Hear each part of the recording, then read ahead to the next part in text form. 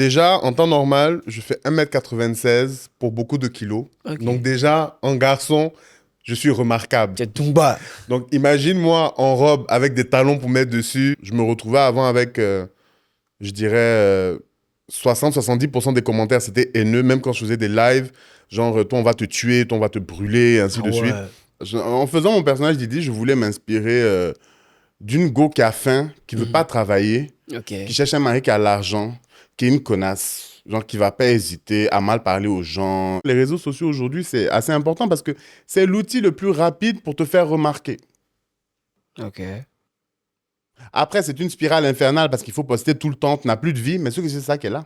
Salut mesdames et messieurs, vous l'aurez compris, nous sommes vendredi aujourd'hui et qui dit vendredi en 15 parle de conversation dans Laissons parler les gens, le seul podcast qui donne la balle aux personnalités que Internet attaque. Aujourd'hui, je reçois une personnalité hyper méga publique. Enfin, c'est mon collègue, c'est un humoriste, il est très talentueux, il a déjà créé beaucoup de personnages, il a le personnage humain, un personnage féminin, il est riche, il a fait partie de la troupe du Didi Coco, il s'est démarqué sur les réseaux sociaux à travers ses parodies de films sortis au cinéma et, mesdames et messieurs, vous l'aurez compris, c'est Eddie qui est dans Laissons parler les gens. Eddie, comment tu vas? Ça va et toi? Bienvenue dans Laissons parler les gens, Merci. le podcast qui donne la balle aux personnalités que Internet attaque. Alors, comme je le dis, hein, c'est vraiment, on essaie de s'interroger, d'interroger, c'est-à-dire de rentrer dans la vie, et je veux dire sociale. Quand je dis social, je parle plus des réseaux sociaux de nos invités en fait. C'est-à-dire qu'on va fouiller sur tes réseaux sociaux, recenser des commentaires et même voir ton rapport avec les réseaux sociaux en fait. Comment tu gères les réseaux sociaux, comment tu vis ça, comment tu l'utilises, tout et tout en fait. Donc là, j'ai recensé 2 commentaires sur tes réseaux sociaux. Je vais te les lire, tu vas avoir des réactions en fonction de ces commentaires-là. Ok, C'est bon? Le décor est planté, hein. C'est le plat d'entrée et tout, c'est bon? tranquille. Ok. Le premier commentaire, les gens passent leur temps à se demander si c'est un homme ou une femme. Du coup, ils sont déconnectés du test. Mhm. On aura l'occasion de bien parler de cette histoire de homme ou femme, ton personnage féminin, tout et tout. Mais selon toi, pourquoi ce genre de personnage déjà en fait? Pourquoi mon personnage, tu veux Oui, dire? pourquoi ça perturbe les gens autant? Déjà, en temps normal, je fais 1m96 pour beaucoup de kilos. Ok. Donc déjà, en garçon, je suis remarquable. C'est tout bas. Donc imagine-moi en robe avec des talons pour mettre dessus. Ouais. Les gens vraiment sont en mode, qu'est-ce que c'est? Ok. C'est ça le premier truc. Mais j'ai appris avec cette expérience de mon premier montreux, par exemple, lorsque maintenant je dois jouer en Didi, Mhm. ce que je commence par faire d'abord, c'est parler avec le public. Je brise la glace comme ça. Ok. Je fais de l'impro avec le public. Et quand ils sont à l'aise maintenant, je commence mon texte. Deuxième commentaire. Bon, là, tu as répondu à ce commentaire-là, hein. Et le gars, il a dit, ces garçons, en toujours dans cette histoire, ces garçons ou bien ces femmes, je suis perdu. Et toi-même, tu as répondu, ça dépend du jour et de l'heure. On est beaucoup dans ma tête. Tu vois. Est-ce que cette réponse déjà te permet de désamorcer peut-être un départ de vagues de haine sur tes réseaux sociaux quand tu postes des contenus en Didi? Je le mets en mode drôle, comique, pour que Oui. les gens puissent au moins Mhm. ne pas prendre ça trop sérieusement. Après, j'ai reçu plusieurs menaces et des trucs dans les commentaires, mais je les supprime en général. Ok. Ouais, je filtre vite parce que je me suis rendu compte que quand tu reçois un commentaire haineux Mhm. et que tu le laisses, que genre ça te fait rien, Mhm. le premier commentaire haineux donne la force à un deuxième de mettre un deuxième commentaire haineux et ainsi de suite. Donc je me suis rendu compte qu'en supprimant les commentaires haineux dès la base, plus personne n'en met. Ok. Et aujourd'hui, finalement, je me retrouve avec des gens qui mettent des commentaires de plus en plus positifs. Je me retrouvais avant avec, je dirais, 60-70% des commentaires, c'était haineux, même quand je faisais des lives, genre, toi, on va te tuer, toi, on va te brûler, et ainsi Ah de suite. ouais. Et maintenant, je me retrouve avec, j'adore ce que tu fais, tu es tellement drôle, tu es ceci, parce que, à force de supprimer et bloquer les commentaires haineux, ça donne pas la force au suivant Mhm. de venir dire, ah, lui, il a fait, donc moi aussi, je vais surenchérir. Mais c'est vrai qu'il y a Eddie, il y a Didi sur scène, et en termes de stand-up, tout et tout. Mais tu viens d'où en fait? Comment tu fais pour arriver dans le domaine de l'humour? D'où tu viens? C'est quoi ton parcours? Je viens de nulle part. Moi, je fais toujours d'ailleurs audiovisuel à la base. Je fais de la photo et de la vidéo. Mhm. Et à la base, c'est Abazen qui est un metteur en scène que tu connais. Oui, que je connais, qui m'a mis en scène, qui nous a mis en scène dans Lava de Molière à l'Ivoirienne. Exactement. Ouais. Et donc, je faisais des photos pour le casting d'un concert qu'organisait Abbas qui s'appelait Les Enfoirés. Lorsqu'on a terminé le casting, c'était un long casting. Il y avait genre 300 ou 400 personnes ce jour-là. Ouais. Et c'était vraiment une full journée. À la fin de la journée, j'étais tellement content qu'on ait fini. J'ai déposé ma caméra et j'ai commencé à chanter. Je sais même plus, je sais plus ce que je chantais. En tout cas, j'ai commencé à chanter, genre mon délire personnel, quoi. Enfin, on est libéré. Et là, Abbas me regarde et il me fait « Dis-moi, ça te dit pas de chanter dans Les Enfoirés ?» Et j'étais « Mais moi, je suis pas chanteur, hein, Abbas. » Il me dit « Non, mais j'ai une idée. Tu vas chanter, mais en femme, et chanter « It's Raining Men ». C'est la chanson des Weather Girls. C'est un trio de base. Et du coup, il y a une dedans qui est très forte et tout. Et il m'a vu dans ce rôle. Il m'a fait « Il faut que tu chantes « It's Raining Men ». Et là, j'ai fait « Pourquoi pas ?» Moi, j'ai jamais fait, donc let's go. Et voilà comment est né le premier personnage de la Weather Girl. On a fait le concert, ça s'est super bien passé. J'ai réussi à chanter plus ou moins juste. Ouais. Et donc, ça s'est bien passé. Voilà. Et après ça, du coup, des années après, Abbas m'a refait appel en me disant « J'ai une pièce de théâtre et je te vois dedans. » Et ça s'appelait Zaza Story. Et du coup, dans Zaza Story, je jouais le rôle de Zaza, qui est un homme travesti et qui venait se venger de la mort de sa femme. Et donc, du coup, voilà, on a joué, c'était hyper sympa. Et j'ai pu rejouer après. Ouais. Et j'ai vu un jour une annonce au Dikoco. Quand je vois l'annonce du Dikoco, je me dis, why not? Genre, essayons de nouveaux trucs. Moi, j'aime bien essayer de nouveaux trucs dans la vie. Et je me dis, pourquoi pas? Et en voulant y aller, je me dis, est-ce que je vais en Eddie? Est-ce que je vais en quoi? Qu'est-ce que je fais? Parce que pour moi, le stand-up, c'était étranger. Je savais pas comment, pourquoi. Je connaissais pas les règles, je connaissais rien. Moi, ce que je savais, c'est que il fallait que je puisse jouer un personnage pour faire des choses. Et donc, je me suis dit, quoi faire? Et je me suis rappelé de Zaza. Et je me suis dit, ben, tiens, j'ai la perruque, j'ai les talons, j'ai tout, let's go. Donc, voilà comment j'ai créé Didi en interne avant d'aller au casting du Dikoco. Tu fais le casting et tu as retenu? Oui. Oui, je sais pas comment, mais oui. Comment ça se passe déjà la première saison, en fait? C'était hard. La première saison, pour moi, c'était hyper hard parce que déjà, il y avait les appréhensions du public. Quand les gens voyaient, il y a des gens qui envoyaient des messages, moi, si la personne vient, moi, je viens pas parce que je veux pas faire l'apologie de ça. Je fais l'apologie de quoi, ma camarade? Moi, j'ai juste une perruque et des talons et on fait rire les gens, en vrai, tu vois. Je suis pas venu te marier, tu vois. Mais au fur et à mesure, j'ai commencé à évoluer. J'ai commencé à apprendre comment écrire un texte, comment faire évoluer parce que j'avais pas cette expérience-là. Et c'est comme ça que j'ai développé plus l'écriture, ainsi de suite, et comment adapter Didi et Eddie, parce que de temps en temps, je jouais en Eddie aussi, et voilà. Et lorsque, dans la première saison, on m'a chassé, parce que j'étais pas trop sur les réseaux, ce qui est sûr.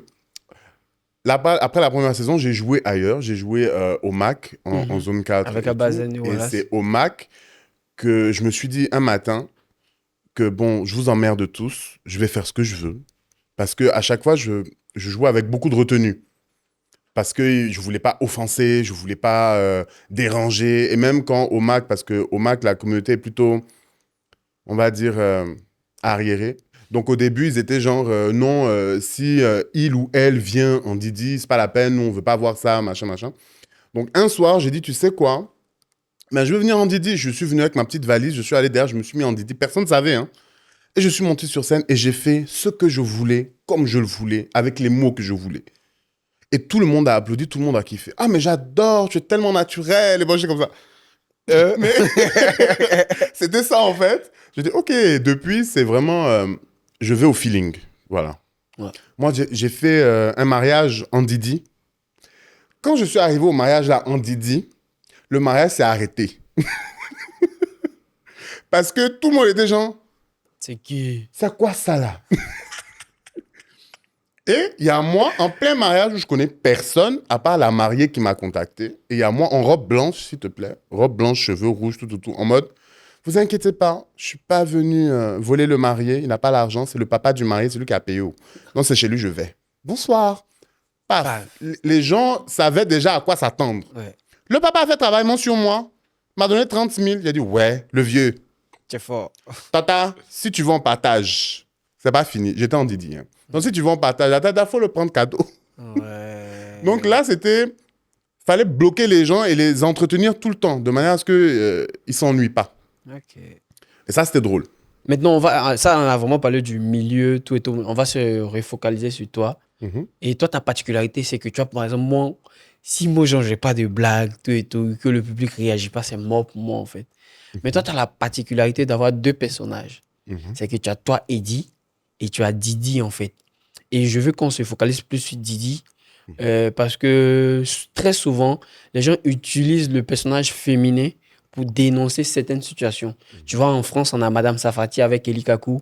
En Côte d'Ivoire, on a eu d'abord Dokanon et Jimmy Danger qui ont fait Félicien Manacampes. Après, on a eu Magnifique qui a envoyé, c'est récemment même, il a envoyé Tati Akuba. Et il y a même Guizo de notre génération qui a envoyé Copina, en fait. J'aimerais juste savoir d'où te vient l'idée de créer, et c'est vrai que tu l'as fait dans Zaza Story, mais de pouvoir garder ce personnage en tant que humoriste sur scène, en fait. D'où te vient l'idée? En fait, moi, j'adore la culture drag. Donc, la culture drag queen, pour moi, c'est l'ultime entertainment. Parce qu'il y a tout dans un spectacle Mais drag. déjà, attends d'abord. Avant de partir, par exemple, moi, je connais parce que j'en se connais tout et tout, mais pour des gens qui ne connaissent pas, c'est quoi? Alors, un drag queen, on peut comparer ça à un travesti parce qu'en général, c'est un homme qui se déguise en personnage qu'on va dire féminin. Ok. Mais pas forcément parce qu'il y a des drag queens qui ont des make-up aliens que c'est pas forcément humain. Tu vois ce que je veux dire? Mais le mot drag, déjà, vient depuis l'époque shakespearienne, etc., où les femmes ne pouvaient pas faire du théâtre. Donc, quand c'est les hommes qui faisaient des rôles de femmes, on disait drag, donc dressed as a girl. Ah, ok.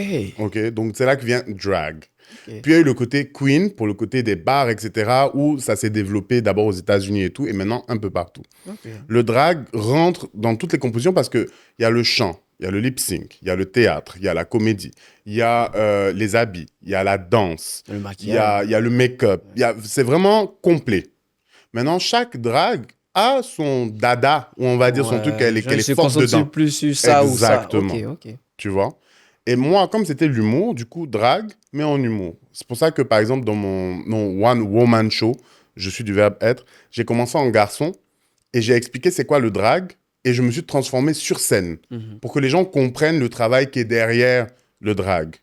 Et dans le spectacle, du coup, j'ai un peu toutes les disciplines du drag parce qu'il y a du stand-up, il y a du chant, du lip-sync, il y a de la danse et il y a de l'humour improvisé avec le public. Entre tes deux personnages humoristiques, Eddie et Didi, tu préfères lequel?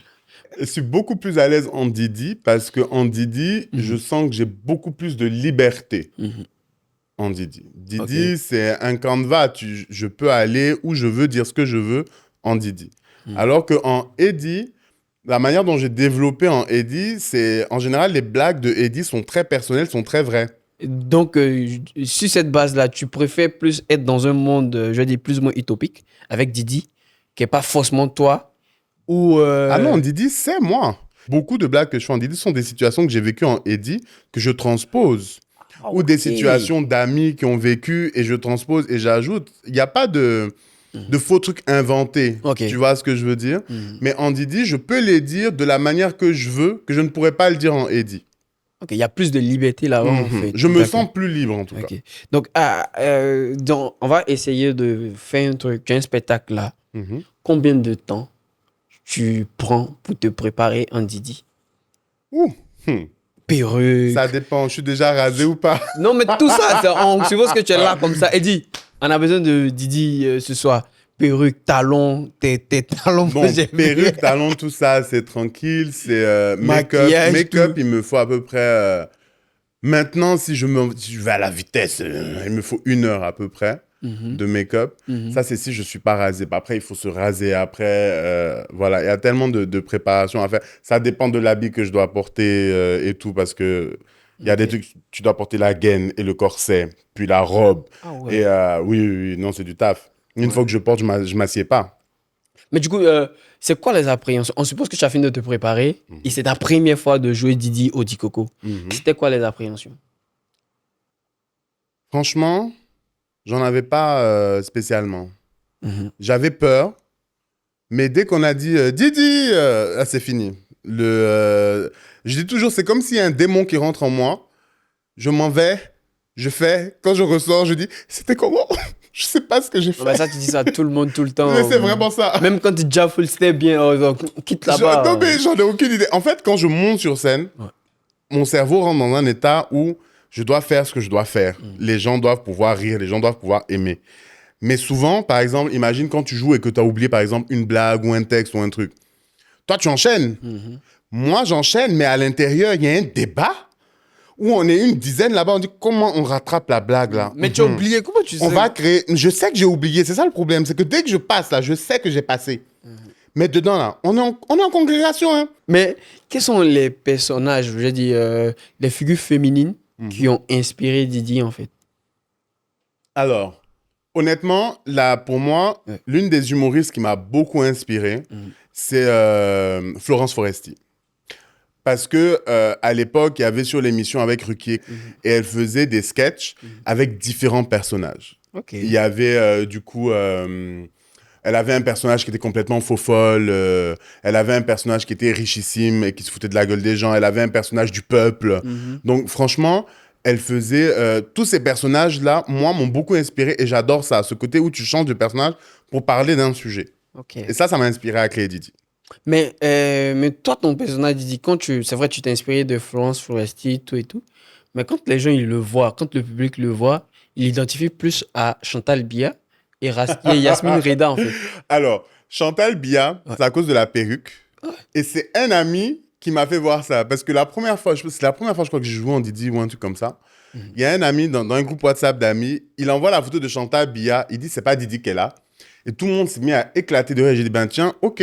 Donc la fois d'après où j'ai joué, je suis monté sur scène et c'est là que j'ai sorti la blague en mode je sais ce que vous dites ça. Mais c'est elle qui essaie de me ressembler. Mais je ne suis pas Chantal Biya. En faisant mon personnage Didi, je voulais m'inspirer d'une go qui a faim, qui veut pas travailler, qui cherche un mari qui a l'argent, qui est une connasse. Genre qui va pas hésiter à mal parler aux gens et tout ça. Mais toujours dans le côté drôle et fun, quoi. Pas en étant trop irrespectueux non plus. Donc, et voilà Didi, quoi. Comment tes collègues humoristes accueillent le personnage, en fait? Je sais pas, je te demande alors. Bah, moi, tu vois, quand je prépare l'émission, et moi, déjà, je connais le personnage. Ce que je te disais, pour ma culture humoristique et ma culture théâtrale, je connais ce genre de personnage, en fait. Ça existe. Il y a, comme j'ai dit, Madame Safati, même à la télé, il voyait à la télévision nationale avec Jimmy Danger et Do Canon, ils ont créé des personnages. Donc, moi, ça me choque pas, en fait, tu vois. Mais toi, est-ce que tu entendais souvent tes collègues humoristes pas kiffer, topier ou limite? Mes collègues au Dikoko, non. Parce qu'on se soutenait les uns les autres, on écrivait nos textes ensemble. Tu connais, on écrivait nos textes ensemble, on s'aidait sur les trucs et tout. Peut-être le collègue, c'est pas un collègue en vrai, c'est le vieux père de l'humour, un vieux père de l'humour qui est venu nous former au Dikoko, qui m'a dit c'est mieux si tu restes en garçon et tu te moques de ton ventre, tu te moques de ta taille, etc. pour que les gens puissent se moquer de toi. Enfin, de l'autodérision, en fait. Ouais. Et moi, j'étais là, j'essayais d'expliquer au monsieur en disant que, mais non, en fait, moi, je veux pas faire de l'autodérision sur moi en Eddie. Je vous demande des conseils sur comment mieux développer Didi. J'apprenais encore à l'époque et je voudrais savoir comment mieux développer mon personnage pour qu'il soit beaucoup plus au point sur scène. Mais il voulait pas comprendre. Il voulait que je reste en Eddie parce qu'il disait, oui, non, se déguiser en femme, tout ça, là, c'est pas bon. Mais c'est pas bon, pourquoi? C'est pour faire rire, en vrai. Ouais. Mais au début, tu as dit, tu étais à la première saison du Dikoko. Et à la deuxième saison, c'est toi qui as dit, je prends tes mots, c'est pas moi qui dis, on t'a chassé. C'est le mot qui est là. Juste parce que tu n'étais pas assez présent sur les réseaux sociaux. Non, en vrai, c'est parce qu'il il devait réduire l'effectif des humoristes du Dikoko. Et dans la réduction des effectifs, il fallait savoir quelle est la raison pour qu'on diminue, tant, comment on fait. Et du coup, il y avait besoin d'avoir des humoristes qui étaient assez présents sur les réseaux sociaux, du coup, pour attirer du monde aussi au Dikoko et tout. Et moi qui venais de commencer et qui n'étais pas énormément sur les réseaux, ben forcément, j'étais le maillon faible. Okay. C'était pas une question d'humour ou quoi. Et après, tu développes du coup tes réseaux sociaux. Et avec un type de contenu. Sociaux, ouais. Moi, je sais que je fais des tournages avec toi où tu faisais des parodies de sorties au ciné. De film, et après aussi, tu as commencé à faire, quand on est ivoirien, de sorte de comparaison, tout et tout. Mais ça aussi, c'est un truc que j'ai fait, mais Tellement bêtement, en fait. Et c'est ça qui marche. En fait. Mais je t'assure, en fait, le truc, la proportion que ça a pris, Ouais. j'étais genre, mais en fait, les gens, ils y pensent pas, mais c'est tellement vrai. Ouais. C'est-à-dire là, j'ai une vidéo sur TikTok qui a fait les 1 million de vues. C'est ma première vidéo qui a fait 1 million de vues. Et mon truc, c'est qu'en Côte d'Ivoire, lorsque tu te fais agresser, tu ne vas pas dire à ton ami, enfin, ton ami ne te dit pas, ah, mais on t'a agressé, mais mon Dieu, mais non, mais tu es blessé, tu as quelque chose. En Côte d'Ivoire, on a dit, toi-même, tu faisais quoi là-bas quand on t'a agressé? On t'a dit de ne pas Ça passer t'a là-bas. raté même. Mais du coup, toi, tu penses que c'est hyper important pour un humoriste, bon, pas forcément un humoriste, mais bon, enfin, je mets tout le monde dans le groupe, un artiste, de développer ou même d'entretenir une communauté sur les réseaux sociaux. Oui, bien sûr. Pourquoi? Parce que ce sont ces gens qui te regardent, ce sont ces gens qui peuvent venir te voir en spectacle. Ce sont ces mêmes personnes qui vont te dire, ah, lui, il est drôle, il est bien, il a mis un statut comme quoi il y a un spectacle, tant je veux venir pour voir, tu vois. Donc, oui, forcément, les réseaux sociaux aujourd'hui, c'est assez important parce que c'est l'outil le plus rapide pour te faire remarquer. Ok. Après, c'est une spirale infernale parce qu'il faut poster tout le temps, tu n'as plus de vie, mais c'est ça qui est là. Ouais. Du coup, toi, tu fais Dikoko, tu fais mon premier Montreux. Donc, tu as la chance de visiter, je vais dire, de visiter ou de te confronter à d'autres publics. On a Donc, tu as traversé fait Bénin, les deux Congos et la Côte d'Ivoire. Oui. Et oui, tu n'as pas fait Dakar? Non. Ok, d'accord. Bénin, Congo, enfin, les deux Mauvaise idée, Congos. Dakar. Pourtant, bientôt, tu seras à Dakar. Mais en fait, ce que je veux savoir, c'est, selon toi, le public ivoirien, en quoi le public ivoirien diffère des autres publics que tu as rencontrés, en fait? Ça dépend des pays. Au Bénin, c'était le premier pays où je jouais en Didi en dehors de la Côte d'Ivoire. J'avais très peur parce que je me suis dit comment est-ce qu'ils vont accueillir la chose, comment est-ce que... Et effectivement, dès que je suis monté sur scène, le courant s'est coupé. Sorcellerie. Et non, mais après, quand je suis remonté sur scène, j'ai vu les gens me regarder et c'est là où j'ai compris qu'ils ne peuvent pas m'écouter. Ils sont encore en train de m'analyser. Qu'est-ce que c'est que ça, en fait? Et j'ai compris ça. Et là, j'ai commencé. C'est là où même j'ai oublié une partie de mon texte, là. Oh, mais j'ai rattrapé. Et du coup, c'était comment les ramener à ça, en fait, de oublier, de m'analyser pas, écouter. Concentrez-vous sur ce que j'ai dit. Voilà. Et une fois que j'ai commencé comme ça, et là, j'ai vite appris, il faut trouver ce que j'appelle l'alpha dans le public. Ok. Il y a toujours dans le public un alpha, c'est-à-dire quelqu'un, dès qu'il va rire ou truc, les gens Tout le le monde va suivent. suivre, ouais. Mais inconsciemment, hein, il y a toujours un qui commence et les gens le suivent. Moi, je pense que je sais que nous, on faisait ça au spectacle de nos amis. On boostait les autres, à pousser à rigoler. C'est ça. Ouais.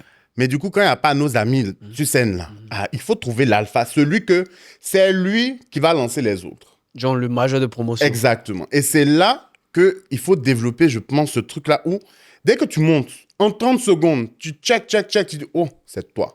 Tu dois rire. Là, les autres prennent et ainsi de suite. Ouais. Et du coup, j'ai trouvé celui que je devais faire rire. Il a ri, ses amis ont ri, tout le monde a ri. J'étais super, génial.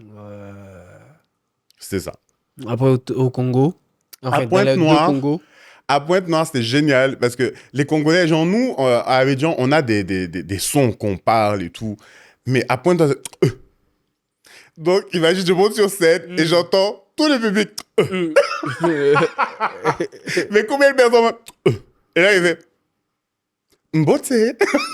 C'est comment? Et là, c'était... non, le Congo, c'était fun. Surtout à Kinshasa. À Kinshasa, je me suis éclaté parce qu'il y avait beaucoup plus de monde. Et du coup, j'ai vraiment parlé avec le public au début. Et là, c'était génial. J'ai réussi à les faire rire. J'ai dragué en Didi un gars du public. Là, c'était... dès le début, hein, c'était à péter de rire. Je dis, vous faites quoi dans la vie, hein? Il a dit, je suis producteur. Je dis, ah, mais je suis un bon produit. Voilà, simple, efficace, tac. Et je vais, mais vous êtes marié, c'est votre femme et tout. Ils ont hésité à répondre. C'est là, tu m'as donné occasion. J'ai commencé à tac, tac, tac. À la fin, je dis, madame, je partage. Hein. De toute façon, les Congolais, vous n'êtes pas connus pour la fidélité. Le public s'est levé. Wouh! Moi, j'étais genre, mais je vous ai pas dit que j'étais dans la fidélité aussi. On est dans le partage, on partage l'amour. Et là, tout le monde a commencé à rire, à applaudir. J'ai dit, super. Et j'ai commencé mon texte, Ok. qui était sur les réseaux sociaux et tout ça. Finalement, mon improvisation a plus pris que mon texte. Et ton test, en fait. C'est là où tu te dis, vas-y, je reste dans l'improvisation, on va laisser le test aujourd'hui. Mais tu es resté sur les réseaux sociaux. Et du coup, c'est quoi ton rapport avec les réseaux sociaux? Je kiffe. En ce moment, j'adore TikTok. Je trouve que TikTok, c'est un réseau social très intéressant pour les gens comme nous, les humoristes, parce que c'est une plateforme uniquement en vidéo. Je trouve qu'Instagram, les gens sont encore très photos. Facebook, c'est assez général pour tout le monde. Mais TikTok, c'est vraiment vidéo. Ok. Donc, les gens sont en train de doom scroll vidéo, vidéo, vidéo. Et quand tu arrives à donner du bon contenu, les gens te follow. Ok. Je remarque aussi que même en France ou ailleurs, beaucoup d'humoristes remplissent des salles grâce à leurs vidéos TikTok. Oui, ça, c'est vraiment l'aspect positif des réseaux sociaux. Mais selon toi, c'est quoi le côté négatif Oh, de les ce insultes. truc-là? Mais on s'habitue vite. C'est que les commentaires en termes de négativité, en fait. Il y a quoi d'autre de négatif sur les réseaux sociaux? À part de te dire, si tu veux parler en négatif du type du doom scroll où les gens passent 8 heures à scroller, à ne plus travailler et tout. Bon, chacun est son chacun. Hein. Chacun a sa drogue dans la vie, quoi. Si ta drogue, c'est scroller sur les réseaux sociaux, ça coûte moins cher que... Voilà, quoi. Ok. Et sur scène, comme tu l'as dit tout à l'heure, tu n'as pas peur de pousser les limites, en fait, tu vois. Tu es vraiment genre... Maintenant, je vais sans problème. Bah, une fois, je jouais et en montant en Didi, c'était au Dikoko même d'ailleurs, il y avait 3 dames qui étaient assises. Je les ai vues me regarder. J'ai vu dans leurs yeux que c'était « Ah non, non, on peut pas. Ça On passe peut pas voir ça. » Et moi, dans ma tête, ça a été « Si elles, j'arrive pas à les faire rire, mon passage est gâté. » Donc, j'ai commencé « Ah, mais vous êtes sœurs ?» Et elles sont là « Non, je suis la mère. » Ah, mais c'est quoi votre secret de jeunesse, Tata? Mais il faut me dire. Moi, là, j'ai 18 ans, les gens me donnent 32 ans. Elle a commencé à rire, sa fille a commencé à rire. Il dit très bien, j'ai enchaîné sur elle pendant genre 30-40 secondes. Quand elles ont bien ri, c'est fini. Je pouvais dire n'importe quoi après, elles allaient J'ai rire. accepté, en fait. Et pourtant, je parlais après de John Julia. Hein. Que moi, à la base, je voulais un travail, mais bon, tu sais qu'en zone 4, les gens, ils payent plus trop bien, hein, la concurrence et tout. Elles ont commencé à rire sur ça. Hein. Il dit, ah, ça qu'elle a, Tata, ça qu'elle a. Mais c'est vrai, genre, tu parles de tout ça, mais est-ce qu'il y a des sujets que tu voudrais pas aborder?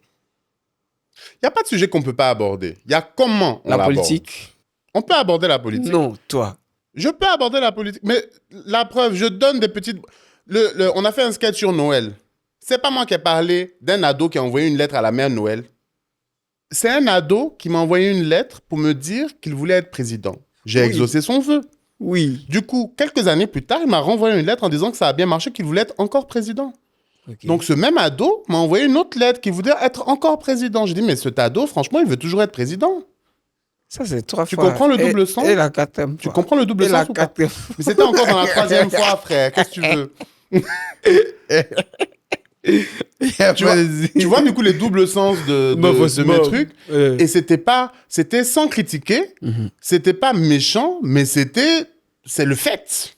Tous les sujets peuvent être abordés d'une certaine manière qui doit faire rire, tu vois. Okay. Mais là, je pense qu'on a terminé, mais je vais te poser des questions où tu dois me répondre rapidement, en fait, sans réflexion. Let's go. C'est soit ça ou ça.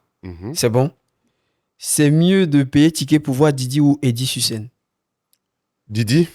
Le réseau social que tu aimes le plus? TikTok. Celui qui te fait le plus peur? J'en ai pas, qui me font peur. Bah après, toi-même, tu as la peur. Le meilleur humoriste ivoirien est...